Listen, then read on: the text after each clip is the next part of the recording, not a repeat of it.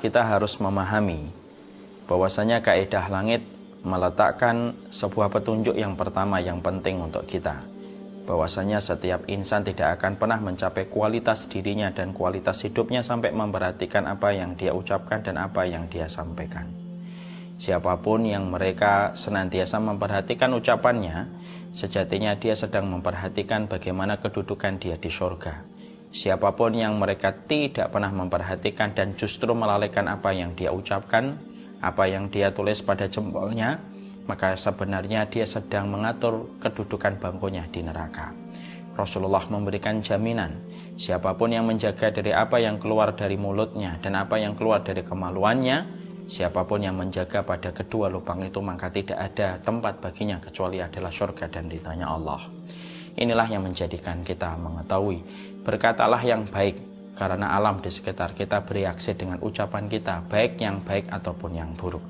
Ucapkanlah yang baik, karena sesungguhnya penduduk langit itu selalu mengaminkan apapun yang kita ucapkan, baik itu sesuatu yang sifatnya mulia ataupun sesuatu yang sifatnya tercela.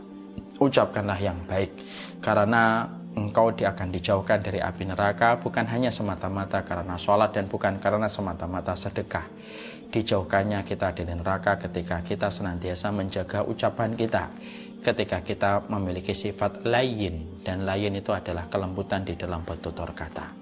Inilah yang menjadikan setiap mukmin itu identitasnya banyak, tapi salah satu identitas orang yang beriman adalah mereka yang senantiasa berkata yang baik kepada Allah, berkata yang baik kepada orang yang beriman, berkata yang baik kepada orang-orang fakir, dan berkata yang baik pula kepada pelaku maksiat ketika mereka harapkan supaya mereka tetap mendapatkan hidayah walaupun mereka sedang tenggelam dengan dosa dan kemaksiatannya.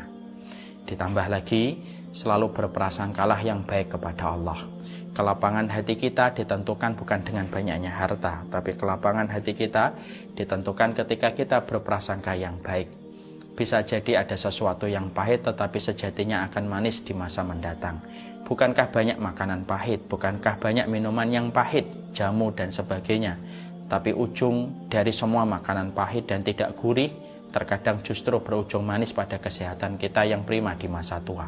Tapi sebaliknya, berapa banyak makanan-makanan lezat, gurih yang selalu kita nikmati di masa muda, tapi ternyata ujungnya itu adalah tidak baik dalam kehidupan tua kita kelak.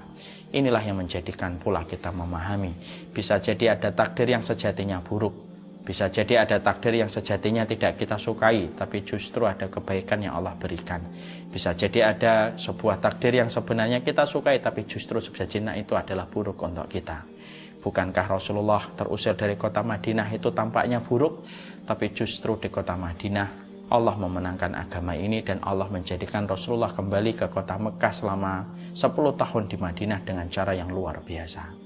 Tunggulah di ruang tunggu kehidupan, karena sesungguhnya setiap goresan takdir yang Allah berikan kepada kita sejatinya tidak pernah salah dan sejatinya tidak pernah zalim kepada setiap manusia.